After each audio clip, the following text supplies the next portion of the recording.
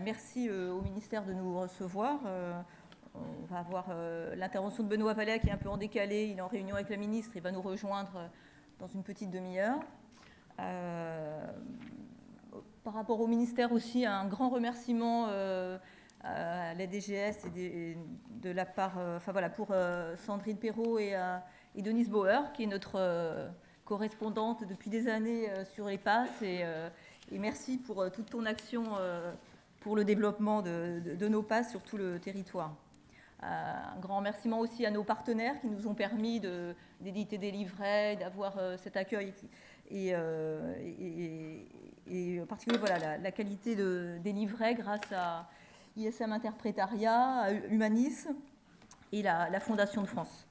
Merci à tous les intervenants d'être là aujourd'hui et puis merci, un petit mot à mon équipe de la passe de Saint-Louis qui est venue tôt, qui a été très efficace, qui m'a dégagé beaucoup de temps pour permettre l'organisation de cette journée. Un petit mot très particulier aussi de remerciement à Denis Méchali qui a rejoint notre équipe récemment et qui a très activement participé à cette journée. Et puis évidemment, un grand merci à Jackie Platon, qui doit être tout près, qui a fait un travail extraordinaire, notre ancienne cadre socio-éducatif de Saint-Louis, qui a été secrétaire, géré la logistique, porté les valises, enfin qui a fait un travail extraordinaire pour nous aider. Alors, Martin Hirsch a annulé sa participation il y a 2 jours en raison des mouvements sociaux. Comme vous le savez, il y a une réunion qui s'est imposée à lui aujourd'hui. Donc, ça nous fera un petit peu plus de temps pour la discussion. Les échanges s'annoncent très riches. Et je vais annoncer que Dominique qui va commencer l'introduction de ce colloque. Alors, en 1998, la nouvelle loi de lutte contre les exclusions inaugurait les dispositifs PASS qui faisaient suite aux dispensaires hospitaliers et devaient se substituer aux centres médico-sociaux des organismes non gouvernementaux pour permettre un accès aux soins pour tous. Dès lors, issus de structures différentes, les dispositifs PASS se sont développés sous une pluralité de formes en fonction des lieux et de leur avatar originel. Tantôt une assistante sociale orientée des patients démunis vers un médecin spécialiste, tantôt un médecin généraliste ou une infirmière coordonnait le parcours de soins d'un patient vulnérable. Au cours des années, du fait de la volonté des acteurs de terrain, puis de nos tutelles, les dispositifs ont eu tendance à se stabiliser, à se renforcer et à s'harmoniser pour le mieux. Le collectif PASS est issu du rapprochement des acteurs de terrain. C'est une association de loi 1901 fondée en 2011 qui nous permet, acteurs professionnels des PASS, de nous retrouver autour des multiples questions émergeant de nos pratiques complexes.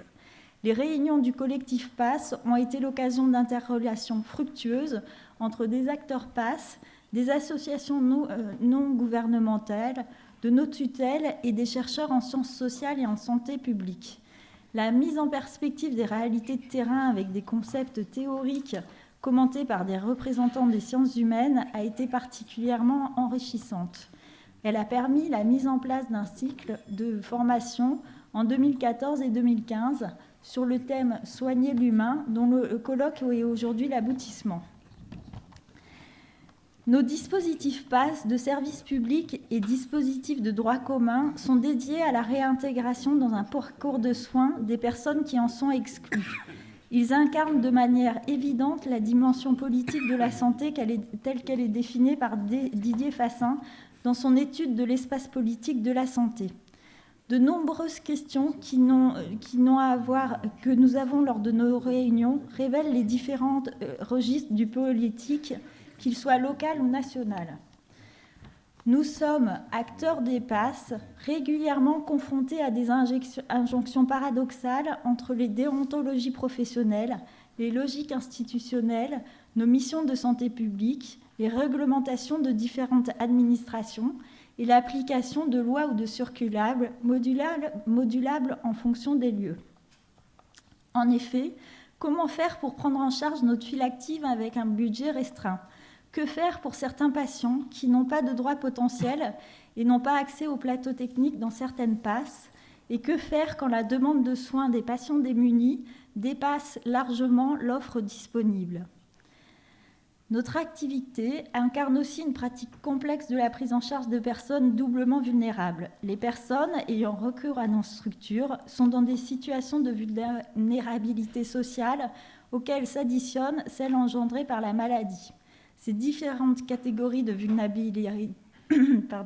vulnérabilité s'entremêlent et se potentialisent. De ce fait, il nous est nécessaire d'appréhender nos patients dans leur dimension globale, où les registres d'action ne sont pas limités à la prise en charge simplement médicale, mais s'étendent aux moyens d'étayer les ressources et la capacité sociale de nos patients. Notre dispositif est donc par nécessité pluridisciplinaire et un travail d'équipe, et nos pratiques s'adaptent à la singularité de la personne dans la complexité de son parcours de vie. Nous développons une écoute globale où la personne est entendue et prise en charge dans sa globale individualité au prisme de la défaillance des contextes sociaux. En effet, le parcours de vie des consultants PASS reflète les aléas de la globalisation en France et dans d'autres pays. Il témoigne de l'émergence de ressources individuelles produites au regard de ces situations extrêmes. Plus que des migrants sans papier, des sans domicile fixe, des adolescents en rupture, des femmes violentées, se dévoilent dans nos consultations des personnes qui ont déjà surmonté de nombreux et tortueux obstacles. Il nous semble primordial de les prendre en charge au prisme de cette dimension positive ils ont surmonté, notamment quand la maladie s'ajoute à ce contexte social. Reconnaître avec eux la difficulté de vivre à la rue, l'extrême complexité de leur parcours migratoire, la difficulté d'être usagers des foyers d'urgence et d'autres difficultés, c'est leur permettre d'exprimer leur angoisse, mais aussi insister sur leur capacité à y faire face. C'est ainsi leur faire connaître leur possibilité d'agir sur leur destin et leur permettre de se replacer en situation d'autonomie et de force agissante. Nos passes tendent donc à être des lieux de cure, mais aussi de care et d'empowerment, où l'humain est reconnu au travers de ses multiples facettes et où la prise en charge de la maladie peut être l'occasion d'une amélioration de l'état de santé global. Au-delà de soigner la maladie, notre projet commun est de prendre soin de l'homme dans sa dimension essentiellement humaine. Voilà, je vais laisser Claire parler.